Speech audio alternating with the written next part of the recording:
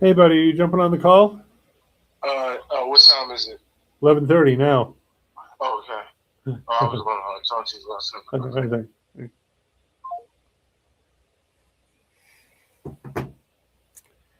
All right.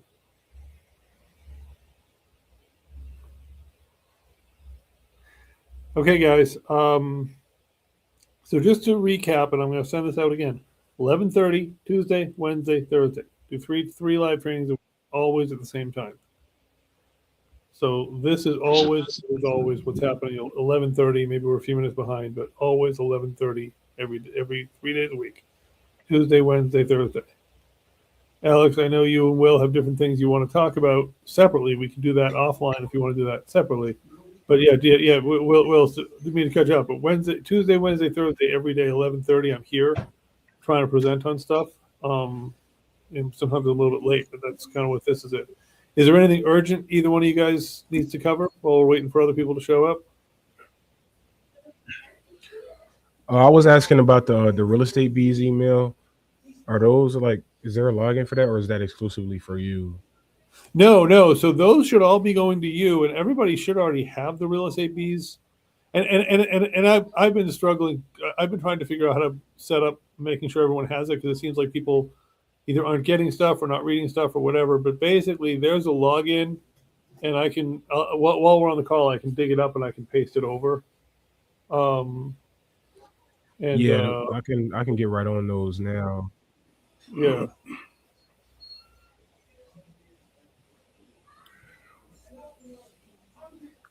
Um,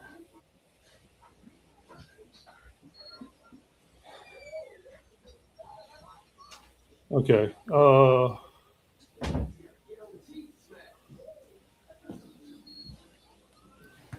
Hang on a second. I just gotta run. If you can have him send whatever he needs to you and just take care of it, because I've been weeks before Christmas, I kept asking him for this and asking him for this and asking him for this and not getting the answer. He kept claiming a change had to be made, but he never provided the change. This is actually a skip tracing provider that we have that just getting their paperwork was like absurd. Um, and for free service, they have more underwriting than a bank. All right, so let me find the bees. Um,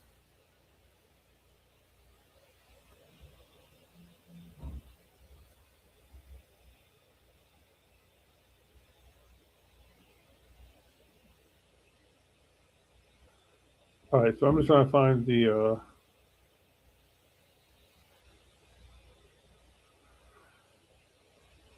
Okay, so I will get you the. I'll get you the real estate bees login after this. I just want to slow down this call for looking for something on my text messages.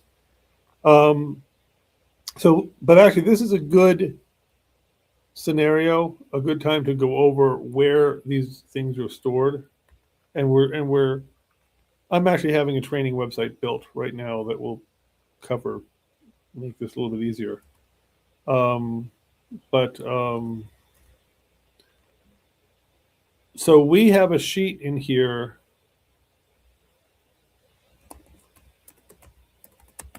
that has passwords to all of our tools. Oops, not into this email, not into this other email. Sorry. Um, password site, or sorry, GPGH Realty sites and tools. Um, so you guys should all have this link. But I'll resend it out shortly. Logins for real estate marketing. It has all of our AI tools and everything. So in here is where all the tools are. What I will do is I will send a link directly to the tab that has real estate bees and the other ones, so you guys can fly right in there. But like we do have a lot of different tools that cover for what we're talking about. Um, and so, and actually, I just realized I never turned the screen on. But anyway, so I will send that out to you in a little bit. There's two things I'll be doing within an hour of ending this call. I'll be sending out the voicemail drops and the text drops scripts, and I'll be sending out the Oh god! Always heading out the Real Estate Bees login. So you have the regular script for the phone calls. You have the questionnaires. You have the. In fact, I'm actually going to do this right now. I'm going to actually go to the tools link here. Go back to the logins for real estate marketing. Purpose. So voicemail, script, text, script, main script, questions, these, login, batch, login.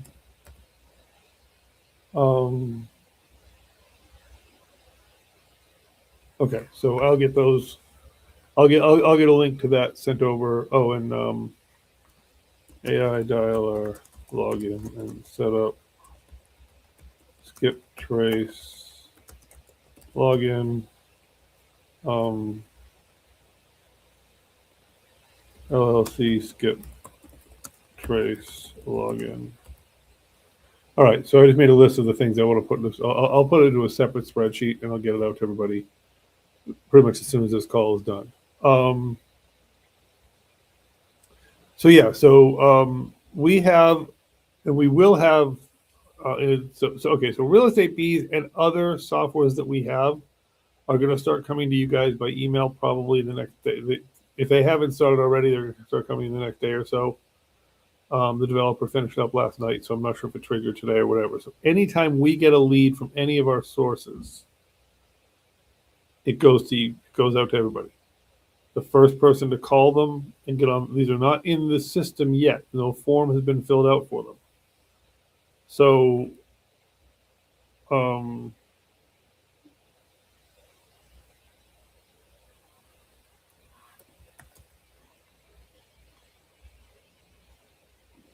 cash offer, lead purchase confirmation, and details. Actually, I gotta turn the screen on. Sorry, guys, I keep forgetting to do that.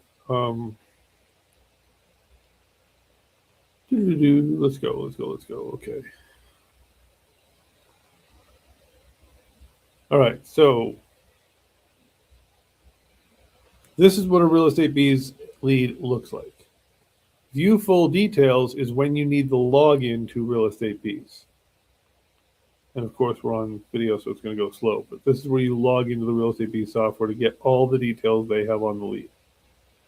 But this gives you a starting call. You could just grab this and call it, but obviously it's better to know more when you call them. And then when you get the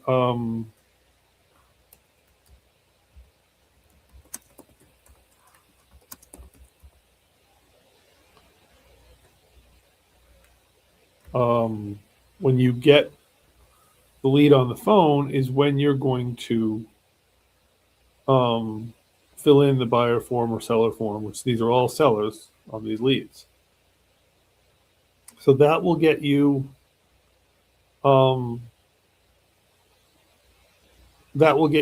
into Real Estate Bees or whatever the software is.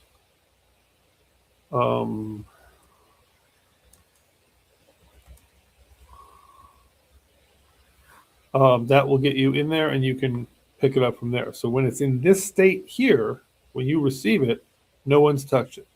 The first person to touch it, and this is the part we need to figure out, and this is where, so when you touch it, just send a message to the group text message saying, hey, I did this one. We're going to figure out a more official way to do it, but I just don't want three of us calling the guy and the guy thinks he has 3 times as much interest in his property.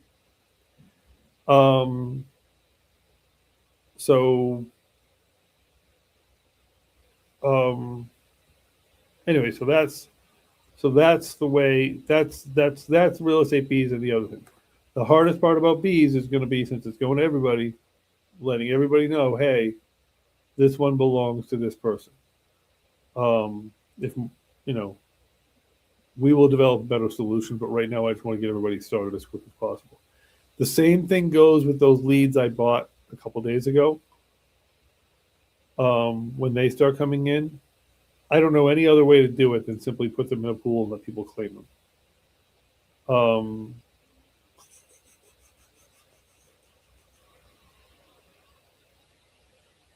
I'm actually just thinking what I might do is I might add a tab to the spreadsheet that where all of the leads can be entered and claimed or something. But I have to figure out how to make sure that we can mark them as claimed for you guys. That's just what I got to figure out how to do. And again, all of this is not a crutch. I don't want to put it down at all. But all of this is while you're getting ramped up to generating your own leads. So obviously things you generate, nobody else knows about, so we don't have that problem. But just call them. So you're going to take this lead here, and you can log into batch leads.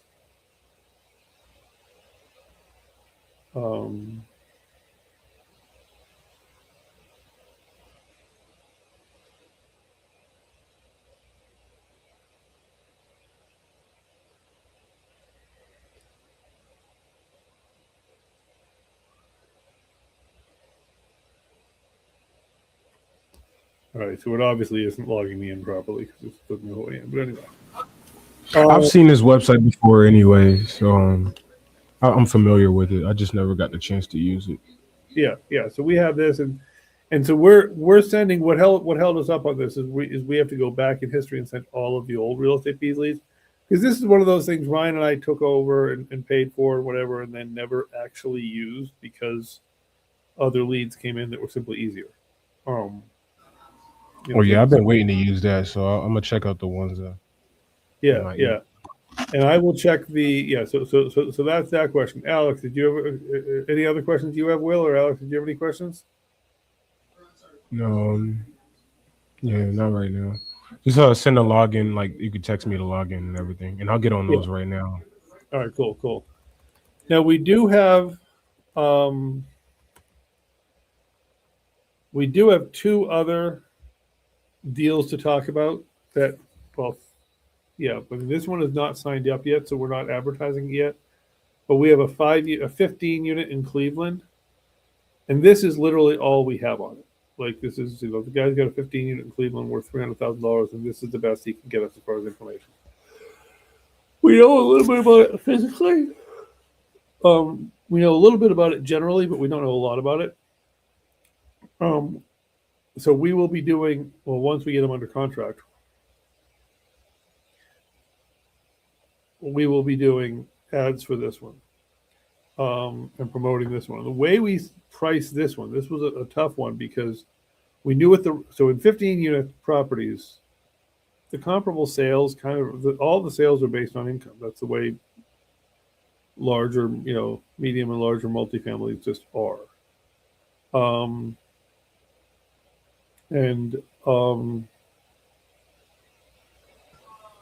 So we did the calculations, and I'll just show the calculation real quick.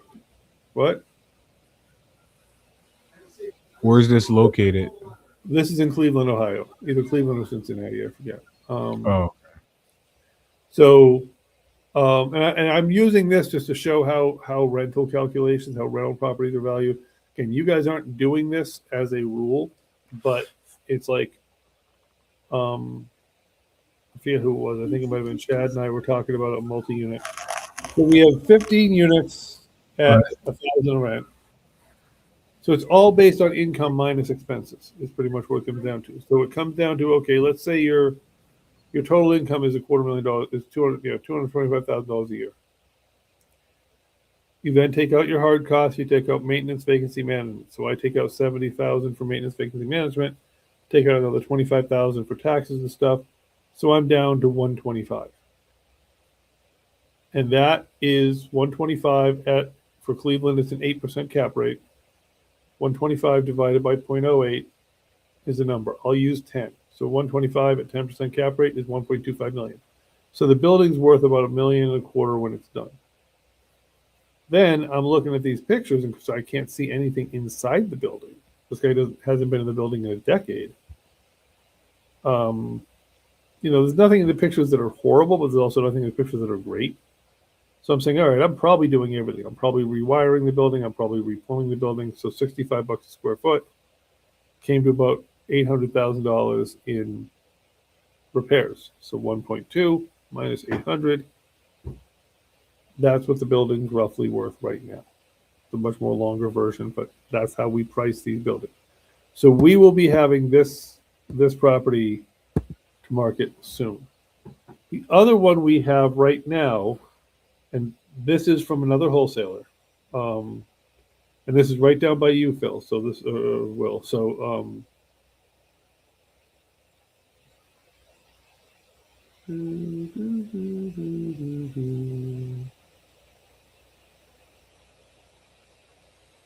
okay, so I'm just actually going to. We have it on Lehigh. Just give me a second to find that. It's actually on my phone. So we have it on Lehigh, and just since you're on the phone right now, I just wanted to tell you about it to see who we have for it. Yeah. So it's 1215 Lehigh Street in Philadelphia. It's a 5-unit. And so what's interesting on this one, and I'm actually going to email it to myself so I can pull it up here in this call, is this one is actually a listed MLS listed property that this other wholesaler got under contract and is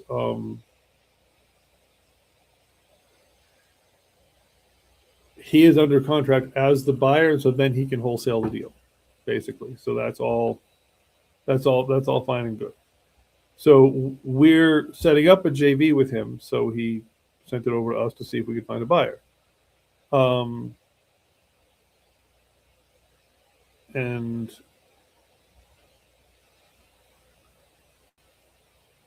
so the first thing I want to do is I want to show you how to find out if something is listed, because that isn't the death knell of a deal, but it definitely throws a concern in the loop. So pretty much really easy. If you throw this into any product, Zillow or anything, you will see $128,000. Now what's and it's listed, and you'll see, you can just do a search the word listed. Whoops, back to listing. Listed by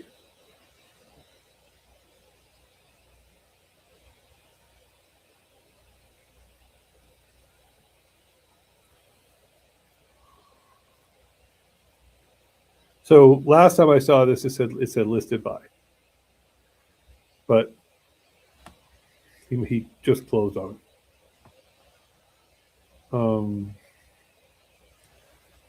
So anyway, so if you go online and you go to Zillow and it says listed by blank, that person's probably a broker. We probably want to have a conversation about that.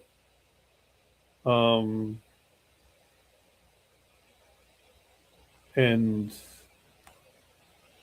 whatever. He provided pictures. Now, before we act on this one, like if you have any buyers you want to send it to, Will, please do. Before we give anyone the address, I want to firm up my contract with him. This is unusual that someone sends me something before there's a contract on it. And so we would provide this, West Lehigh Ave, 3-story, 5-unit. We wouldn't provide necessarily the number. We would maybe provide a couple selected pictures. We wouldn't necessarily provide all the pictures. And I mean, this particular wholesaler is a little bit out of the way on his number. He wants $235 for something that literally sold today for $128. So I'm not putting a lot of stock in this deal actually going anywhere, because I just think he's nuts. But at the same time, we are working on a collaboration. So if we have any buyers, we'll send this out to them. No problem. We'll try to get a buyer agency agreement naming this property before you send them any information. But we only send it to people we feel comfortable about, because we don't have any paperwork on this one. So we will be getting more from this guy. He is a high volume wholesaler. He is coming on board on the team, but we have that. Now, revisiting the conversation of listing, of getting licensed. That's normally what the Thursday class is. Getting licensed is not a hard process. So there is a woman in in Philadelphia actually that does licensing courses on and I'm just trying to look up her name actually on Zoom. So let me find that out right now. JB.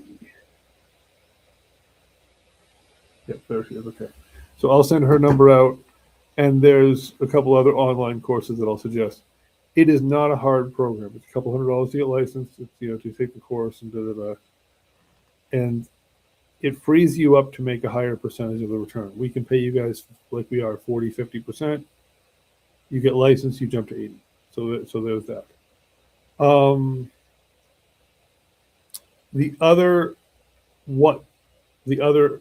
reality of technically wholesaling 1, 2, 3, and 4 units is supposed to be done by license.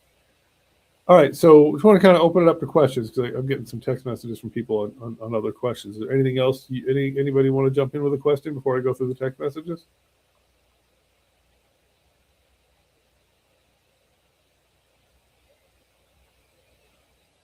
No? Okay. All right, so basically, let me jump onto the first one. What resources do we have for residential? We have the land facility, which I'll be sending out. I think you said yesterday, Will, you wanted that. So I'll get that. I'll get you set. Was that you, Will? For what? The dialer to help find land deals. Did you want to focus on land or no? Oh, I just wanted to check it out and see how it works. Okay. All right. So I will get that out. So we have the Land OS, which is basically batch leads on steroids for land. The owner of that software, we're a member of it, does like classes every Tuesday. So I'm going to direct you to his classes for training. We are directing you to the software for training for most of it, kind of because why parrot it back? It's already there. We have batch leads. And the way you use batch leads, and I'll send you out, I'll send out, when I send out an email today, I'll send out the instructions for batch leads as well. That's their thing. So you can use batch leads as a tool to search for leads. You can use batch leads as a tool to search for leads. So you can literally set up lists on my lists. Okay. I think I do want to focus mainly on like residential because that's what I'm already doing. I just didn't want it to go to waste, so eventually I do want to get on it. Yeah, I mean, I would recommend focusing on one area rather than doing, I'm land today, I'm self-storage tomorrow. No. Yeah. Stick with residential, learn residential, and probably to a certain extent, stick with the territory. Mm-hmm. Say, all right, like you've been doing, okay, 2 hours of Philly, whatever. Boom. I'm not saying you don't grab something that comes up outside the radius. I mean, Ryan and I are always getting leads from all over, but boom. Stick with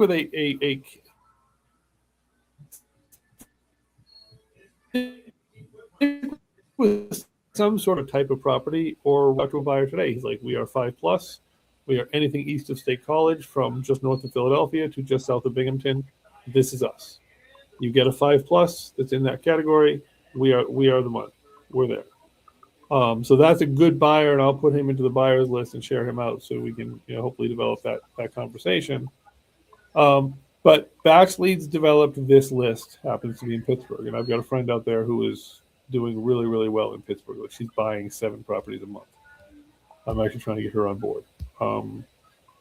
Harrisburg's another, so whatever. So so this Batch Leads can create a list of properties based on certain criteria. Quick filters, they call them all filters, whatever. Property vacant, property this, property that, lots of questions. Boom. So you can use Batch Leads to generate leads of callers, of people, not of callers, of people to call. And what it gives you is, hey, surprisingly enough, here are their phone numbers. Here's the owner information. Here's their phone numbers. Here's property address. I'm trying to make this other thing disappear. Oh, let's quick filters up. Mailing city. Mailing city is where they're mailing tax bills. That's where you're going to send if you're sending a postcard or something like that. Some of them have emails. Great. We love emails. Some of them have pictures of the property. Pictures are great. So this will give you everything Baxleads knows about the property. Opt out, and so this is a list in Baxleads right now under my list. Feel free to call them. Go for it. Mhm. Use Baxleads to generate more lists and go that way. Use Real Estate Bees and the other tools, and we'll get to that. Okay. Use that, and obviously until we get the auto dialer running, which hopefully is the end of this week, the AI dialer. I keep calling it auto dialer for different things, but anyway. And then we have, and then we also will be buying that other list set from that other company. We'll be getting, and I don't know if they all come as one lump of 10,000 or they come like 1,000 a month for 10 months or something. I'm not quite sure exactly what the delivery is, but whatever, we're getting a bunch. And they'll be a lot like the Baxleads list, wherever that went, where they're going to come with lots of details. And I'm going to have removed, before you get it, I will remove the zip codes that we are not allowed to work in. But I'm just going to ask everyone, if you're using this bot list, not Baxleads, this other list, glance at the zip code, because if it's within, I think it's 3 or 4 zip codes, the guy I'm partnering with he's marketing to those zip codes another way. So just, therein lies the problem, I guess, to a certain extent. So that's how to reach out, and then what happens afterwards, and this is sort of the back office stuff. But since today's brokerage day, I just wanted to kind of cover. Somebody's asked, okay, so what happens next? What happens next is we obviously negotiate with the seller. Fine, negotiate with the seller. And then we will develop for the seller, which I will do here for this 15 unit in Cleveland because I need to. We will use our net listing agreement, which, is not necessarily the right tool for the job in Cleveland, but I've never done anything in Ohio. I did one other thing in Cleveland, and I used this document, and it worked fine. So I'm just going to go ahead and do it. Because this is written as a PA document, not as an Ohio document, but close enough for my purpose and my comfort level of this. This is a net listing agreement, and this is real simple. We seller, buyer, broker. We don't know who the buyer is yet. Property address. We're filling this in. You're not. I'm just showing you what it is. Now, the reason we're using net listing in Pennsylvania, wholesale law, SB 1173 for units 1, 2, 3, and 4, it's a whole different contract. But it allows the seller to walk out of the deal for any reason they feel like. They wake up and they don't like the sound of your voice that day, they can cancel the deal. For 30 days, meaning our entire marketing period, they're in control. This net listing agreement says once they sign, it's our listing, they can't take it away. So that's why we use this. And it says net price. Broker shall retain any and all amounts above blah, blah, blah, blah, blah, blah, which means Ryan and I were at a property 2 weeks ago, I guess now. And we had the seller at 115. We got the buyer at 135. That 20 is ours. She signed this. Everything above 115 we keep. So 115 to 125 we keep. Done. And it has some other boilerplate. It's signed by us. It's signed by the sellers. And this is why it's important when talking to the sellers, back to the form, the actual seller form, is who are the decision makers on the property? You're talking to one person typically. Are you the only player? Are you even the player? We get a lot of calls where it's the son calling on behalf of the mom or some other bleeped up situation.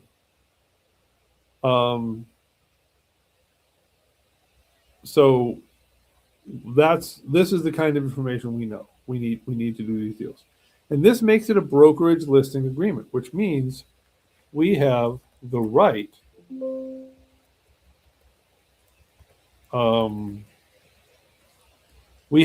put it on the MLS. We have the right to, and we want them to answer these other questions. We have the right to sell it any which way we want. We have the right to market it any which way we want. And as long as we bring them their price, we win. This is not our traditional we want to be your broker agreement. We would traditionally use the PAR documents for that, Pennsylvania Association of Realtors, and that's usually a 6-month agreement. This is a 4-week agreement. So this is an in and out, get it done. Any questions?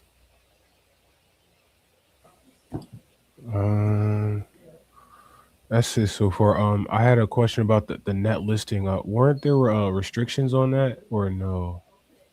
Not really. And hang on that question. I just want to show you. So as a licensed agent, when we're using this, we're licensed. They got to do a consumer notice. Okay. Even though a consumer notice means nothing for wholesale, we still have to do it.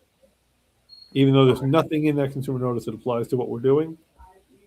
And that consumer notice cannot be edited. And then a recovery fund disclosure, because we have to tell them the recovery fund exists. So that's what's in the seller package. What do you mean restrictions on the net listing? I heard it was like illegal or something. No, so I actually went deep on that because for years I was told the same thing. I was told you can't net listing in PA, you can't net listing in PA, you can't, just like my broker teacher, PAR, everybody was da da da da.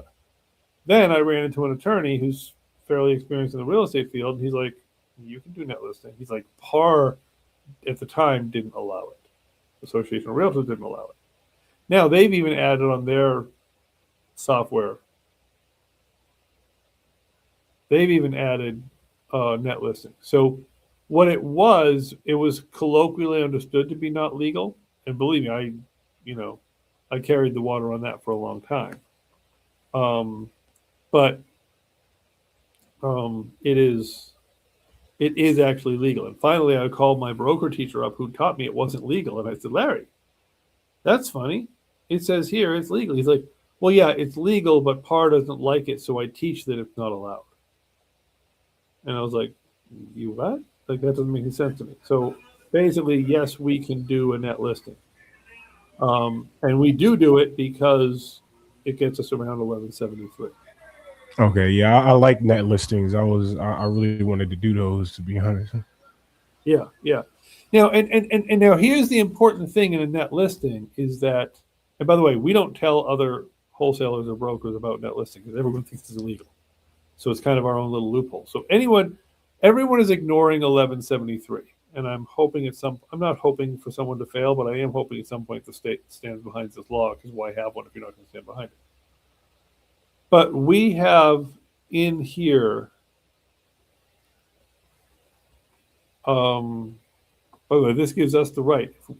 If they're getting their 115 or whatever we agree to, they're getting their price, and they're always paying the liens. Never fall for, I'll take 10,000 if you pay off whatever's owed on the property. No. Why no? Because we don't know what's owed on the property. There could be 5,000. Well, it's only a couple of years back taxes. No big deal. We don't know. It's great, sir. It's great that you believe that. It's great, and we're not distrusting you. But I have not got the research here at this time in my hands done by a professional title company to tell me that you're correct. You may be correct. I'm sure you believe you're correct, but I can't take the risk. It's our price minus the liens is what, and sometimes the half the transfer tax. But we have in here somewhere, and I'm just trying to scan and find out where we did it. So seller default, no cancellation right. Broker's termination fee is $1,000 or the broker's full spread, net price to buyer price. So what that says is that if the seller does want to get out of it, we will allow them to for a $1,000 penalty. Or, and we had this happen once, the seller found out what we were making and tried to cancel the contract. And I said, no problem. You can cancel the contract. Please write me a check for $25,000 and I can cancel the contract. What do you mean $25,000? So look at this section. Here's our buyer agreement. Here's your agreement. Our spread's 25. And I said, here's where you signed saying that we could sell it for any amount over. Okay, fine. They pay off the liens and the liens, and we say sometimes half the transfer tax. And the closing costs. Okay, so this is important. We're telling them that we're not their fiduciary. So we are an agent, and we are handling the transaction, but we are not their agent. We are not working on their behalf. We are working on our own behalf. And here, this part here, seller has determined speed beats price. One of the arguments against net listing, and there was Henry something, who is the Henry or Harry, I forget, the board of realtors head legal, he's the head of the legal department, whatever his term is. When I put to him point blank, and he's hard to get a hold of, but he's a wonderfully helpful guy. And I said to him, I said, net listing legal or not? He said, no, it's not. It's not illegal. It's legal. He said, but it has been held nationally. NAR has felt that it might be a violation of Article 1. And he sent me an email with all of the different blah, blah, blah, blah. And really, Article 1, if you're a realtor, this is Article 1 of the Association of Realtors bylaws, not a state law. Again, realtor is not the same as license. Every realtor is licensed, not every licensee is a realtor. Article 1 basically says we must work in the client's best interests. First, I argue that they're not really our client, although I'm not a lawyer, I'm not taking that particular bottle of water. But that's what this says in here. In fact, I used to have a more blatant version of it, which says, per Pennsylvania Article 1, we are to work in your best interest. You are accepting that expediency at this price is in your best interests. And that's where they're actively acknowledging. And that's what this section here means. Seller acknowledges broker is not obligated to maximize price. Seller has determined speed beats price. We're saying to them, basically we're saying Article 1 doesn't apply. So has this been tested in court? No. Have we used this at least a dozen, maybe more times since we started doing this? Yeah. And here's why we started doing it. We had a deal in Philadelphia. It wasn't a huge spread. It was, I don't know, 10,000. But we were the day before closing. Actually, we had 3 in 3 weeks. It was like what the hell? The first one, the guy called me up after we'd done everything. We had a buyer. We were entitled. My mom doesn't want to sign the agreement. I said, well, that's funny. I have an agreement right here with your mom's signature. He's like, well, actually, I signed it on her behalf and never told her about it. And this is back when we were using 1173s. We were using the actual wholesale contract with the 30-day right of decision. And I was like, fine, you're out. I mean, A, you would be out anyway because the law requires it. But B, with a potential fraud case, I said, you need to send me a check for $500 for the expenses to date. And he ended up never sending that check, but it was a potential fraud. But the one that really bothered, I'm sorry? Oh, no, I was just saying, okay. Yeah. And the one that really bothered me, there was 3 of them back to back, but the one that really bothered me was we were the day before closing. And the seller just said, I don't feel like selling to you. And I was like, but he's like, no, you didn't do anything wrong. I just don't feel like selling to you. Which is probably Spanish for he found another buyer. So at that point, I'm like, Ryan, we're not doing this anymore. We're doing a net listing agreement. If somebody wants to ever push us on it and threaten court, I'll let them out of the agreement. But I may not. But basically, whatever. Now, I have been pushed on the normal PAR agreement. I never cancel PARs. I never cancel any agreement. I withdraw it, which means if you ever see withdrawn, that means the previous broker who had it listed, their contract's still valid until the end of the contract. I had a wholesale up here on a house near me, and the guy's like, oh, no, I'm not listed. Well, we immediately went to the local MLS board. Well, that's funny. It shows is withdrawn to my former broker. So I call up Bob. Bob's like, he's like, Steve, I don't cancel contracts. And what ended up happening, the long story short of that was, this was exactly why Bob doesn't cancel contracts. Because Bob still got his commission on the sale. So the guy sold it to me for my price and had to pay Bob. Yeah. Because Bob hadn't canceled his contract. So long story short, that's why we use the net listings. Have they been tested in court? No, my attorney did draft this though. She feels net listings are legal in Pennsylvania. So, and like I said, if somebody's going to, I mean, if we're going to end up in a pissing match and possibly a lawsuit, I'll probably let it go. Yeah. But I wanted to get just more insight on the contracts thing because I'm so focused on getting leads and deals that sometimes when somebody says yes, the contract part, like what's the first move if someone agrees? so you just don't to- ever write the contract. Right now, you don't write the contract. Eventually, yes, you will. Mhm. But right now, you don't write the contract. Right now, when you have a guy, so like literally the way this thing went with Nair, who's not licensed, so you're a little ahead of him on that curve, but is we talked, okay, so we got on the phone with the guy, we negotiated. This all happened literally last night, and then I have his information now, and now I'm Mhm. writing his contract. Literally, this is our currently this is our writing software. Mhm. And I'm waiting for the CRM guy is way behind. That was a different topic, but it'll eventually be within the CRM.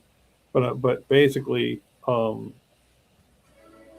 just since I'm down here, in the PAR contract, they talk about the Pennsylvania Recovery Fund, which is every transaction done in Pennsylvania, a little bit of the transfer tax gets put aside into a fund, so that if there's ever a lawsuit and the broker is not insured or the broker goes out of business or whatever reason, the broker ain't there to stand behind the loss on the lawsuit, the state has one.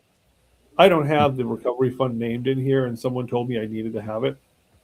So all this does is saying to the guy, listen, if shit hits the fan and we were in the wrong and somehow we're not there, the state has money.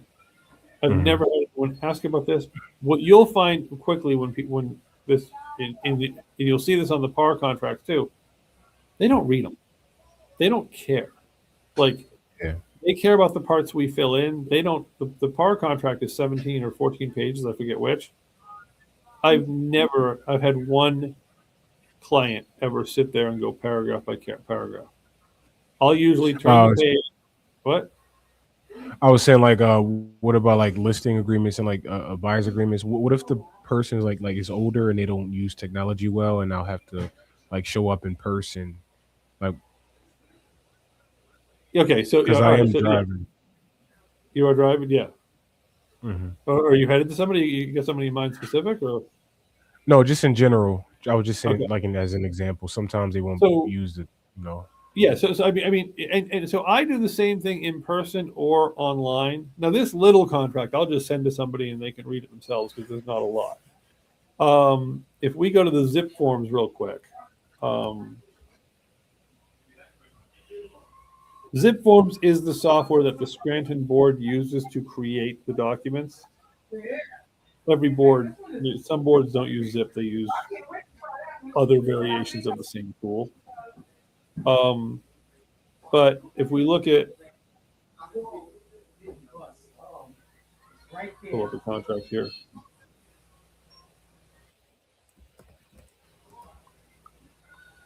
Okay. And the one you always want to use is the exclusive right to sell. I want to know the required permission. Of course. Wonder what they've got. They've got jammed up on my listing now. Let me open up a listing here real quick.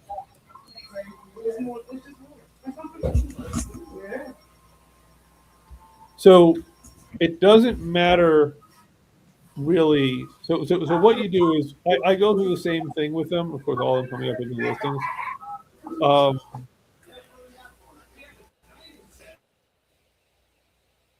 that's that. Okay, so anyway, so I do the same thing in paper or not in paper. Is I will go through the PAR agreements are 14 and 17 pages. One of them's the listing, either the listing or the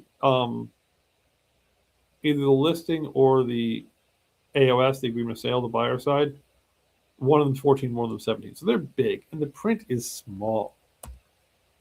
I want to try to hopefully find an AOS. Okay, no. Okay, here's the AOS. So you'll see this is the buyer side, the agreement with seller and buyer, whatever.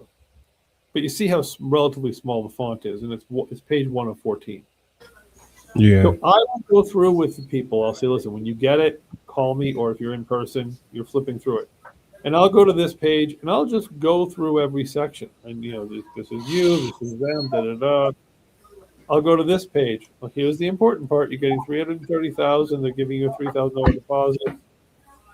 We're paying the buyer's broker 2%. Remember, you agreed to 6%, da, da, da, whatever. Closing cost assistance, we're giving 10,000 in closing cost assistance, or you are, Mr. Seller. And you're going through it. And once you get past these first couple pages, it gets very boilerplate. So you're flying through crap. And you're like, oh, this section is about this. And read it if you want, but whatever. And one thing before I forget, in the buyer side agreement, and we have it in our net listing agreement, that it's around 7 something. There it is. Seller is limited to retaining those sums paid by buyer, including deposit monies as liquidated damages. Basically, this says if the buyer screws over the seller, and let's say the buyer's damage, I'm sorry. Yeah, if the buyer screws over the seller, the most the seller can take is the deposit. So if the buyer wakes up the day of closing, which I've had happen, says, I'm not closing, I'm not buying. Tough shit. The most the seller ever gets is the deposit. They can't be like, well, I bought another house and I'm out 100. Too bad. It says we stop. So anytime you represent a buyer, you want that checked off. You want your buyers to always have limitation of liability to the deposit amount. Because otherwise, lawsuit for however much it is. So when you're dealing with, when you're dealing with anyone, but I'll pick on old people here. If there is any sign they don't understand it, you've done your best to explain it, and they're just not getting it. You just don't feel like it's connected. You should say to them, would you like to take time and have hire your own attorney to review this? Most of them don't, but you make sure you make that offer, and if you have any questions that during the conversation they are not clear, you write down here something like in converse, and you call me first because we'll decide together if this is necessary. But I've done it where I've written down here, client didn't seem clear on certain terms in the agreement. Agent offered, to stop and let an attorney review. Client decided to proceed forward anyway. Initial. This says to the world that, we were aware of it. I think he was a seller. And we'd done the listing. We were at the point of signing the agreement of sale. We were actually reviewing this. And he kept asking, and I am very sensitive to this because my mother was a Alzheimer's dementia. That's what she had. She didn't die from that, obviously, but whatever. And he asked the same question 3 times, slightly different ways, but so darn close. And his son-in-law is kind of buzzing around behind him, who's like his, I guess, safety blanket in this equation. And I stopped the conversation. I looked at the son-in-law and I said, he's not. And it sounds like, no, he's fine. I said, I need you to have an attorney review this before we go ahead. I said, I don't feel he's understanding. And what I didn't say is I don't feel you're exactly helping him. So the son actually called the attorney right while I was sitting there, and we put the attorney on the phone, and yada, yada, yada. And we ended up signing it. But if you feel the other party is not, so not caring what's in there is one thing. I have lots of clients who, I don't give a fuck, I'll initial and sign wherever you point me. I'm okay with that because almost no one reads this. Yeah. But if it's the other, you have the right, and obviously, call me or whatever, but we have the right to say, you know what, you may be ready to sign, but we really need you to take a beat. We absolutely need you to take a beat because we want to be sure. Have I ever seen it fall apart? Like, have I ever seen anyone accuse the agent? No, but it comes down to if they're our client, if they've signed the consumer notice. And remember, that's the moment at which, so the consumer notice is not the moment at which they become our client. The buyer agency agreement or the listing agreement is the moment at which they become our client. So it's one of those two where they become our client.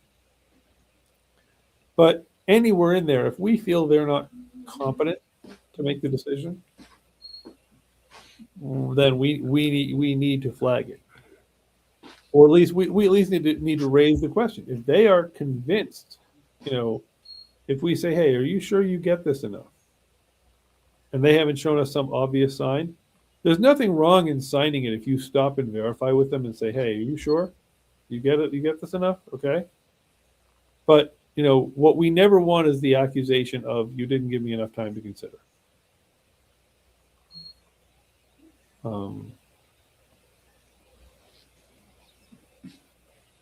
But yeah, so this so this is the PAR contracts. They're a lot thicker, they're a lot denser, they're a lot better. They're just better. But in the off-market world, nobody wants that. They can barely stand this many pages. Mm-hmm. Okay. But yeah, so and the way our process goes, back to your original question, is so we will send it out, and eventually once the CRM is finished, you will send it out. It will come, so you'll create it. It'll come to me and Ryan for signature before it goes to the client, customer, whichever. So I would send the details, and then you would send it to me, and then print it out. Because we could print out the contract, and then I could scan it and then upload it online. If that's how, if someone doesn't want to do like a DocuSign or anything. Oh yeah, so I mean, basically, what happens is because we get these all the time, where we'll fill out the contract. We use this as the signing software now. We'll fill it out, blah blah blah blah blah. Whatever the blanks are, we'll send it. You'll check it. And you're not an official signer for the company, so when you're initialing something, it's you saying you've seen it more than it being an official authorization by the company. Only I can actually authorize these. Mm-hmm. So, but between Ryan and I, whichever one of us writes it, the other one signs it. That way, and with you, that's that's a third set of eyes. That way, before it leaves our sphere, we're all comfortable that it's what it should be. And once you get to that point, this app allows you to download. Once one person signed it, this app, you can download it and send it. You don't have to print out and scan it. I mean, whatever. The point is, if they want to get it as a regular PDF, that's fine. But we still do our internal e-signing. Okay. Now, and this may have just changed. I'd have to check with Ryan. But New York, for a very long time, and I forget if it changed or not, properties in New York State cannot be digitally signed. I believe that has changed, but we'd have to check before we do a New York State property. Wow. New York State would not, like I said, until recently, plus or minus, did not allow digital signature. Had to be wet ink in person. Now, when doing in person, blue ink, and this is not a law. This is just a process. The reason for blue ink, and all of us in the color scanner world understand this is stupid, but the old reason was if it was signed in blue, if you saw it in blue, you knew it wasn't a Xerox. It wasn't a copy. Mm-hmm. A lot of title companies still stick to that rule. And so there's 3 levels of signing. Listing agreements, sales agreements, they can just be regular signed. There isn't even a witness involved. And this is where digital signing is actually a little bit risky, because if I send an e-sign to someone, on behalf of someone else, I send it to, mom's not computer literate, send it to me kind of thing. After that last guy who signed on behalf of his mother, I make sure we get the mother on the phone and have a conversation. Ma'am, I'm saying, are you okay with this? Again, could that be some random woman? Anything can be fooled, but the point is we're trying to do as much as we can to make sure the person activating the signature is the person who we think it is. So digital signature is one, wet signature is another, which is pen on paper. And the theory behind that is that a person specialized in this area could look and say, well, that doesn't have the ink bleed, so therefore it was not a wet signature. Mm-hmm. You may have seen it Pawn Stars, where the guy comes in with that microscope and the iPad, and he's like, "Well, no, that was done with the digital, or that was done with the copy because it doesn't ink bleed." This was the time of fountain pens. It doesn't look like a fountain pen. So that's where a wet signature is a step up from a digital, and then of course a step up from that is an actual notary, or at least a witness or a notary. So it's digital, wet signature, witness available, notary. Now, anytime there is a person who is not the person saying they're authorized, power of attorney situation, lots of flags go bing, bing, bing, because we need to verify that. And I just learned this because things almost went to shit on a deal. That two things. Power of attorney in Pennsylvania are weird because they are notarized and they are dual witnessed. Two witnesses and a notary, and the people involved in the actual giver of power and taker of power.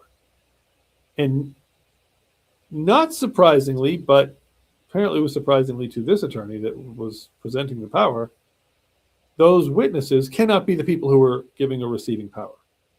You can never witness or notarize something that you are involved in. I am not a notary, but if I were a notary, I could never notarize anything that is going through our company because I stand to gain. That would be wrong.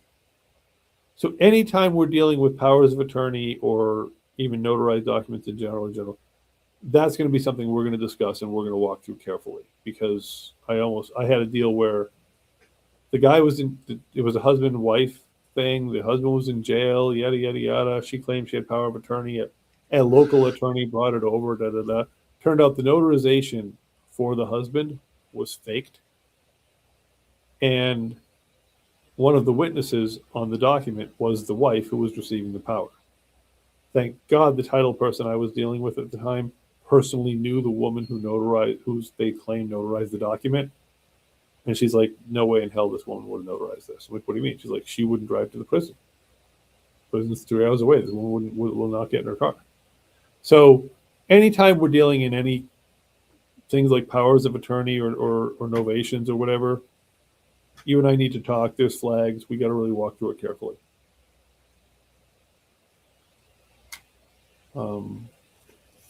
But yeah, so once we get a property under contract or a buyer, whatever, I'll walk through with you on the contract process. But it's always a double or triple I's. One person fills it out, one person signs it before it goes to the client. And then Ryan and I just say we got bid on this last night, but I think we both kind of saw this train going off the tracks from the minute the seller was setting. The seller was pushing pressures that most sellers don't, and so I kind of knew this one was going to crash and burn anyway.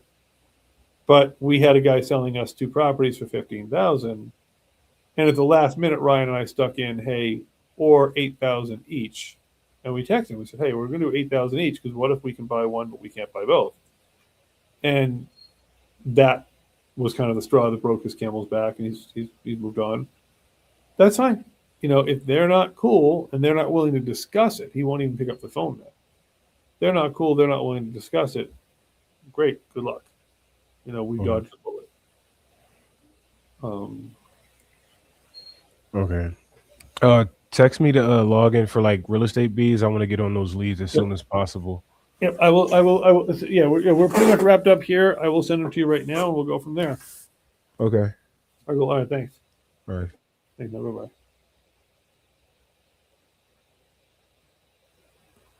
Let me end this stream.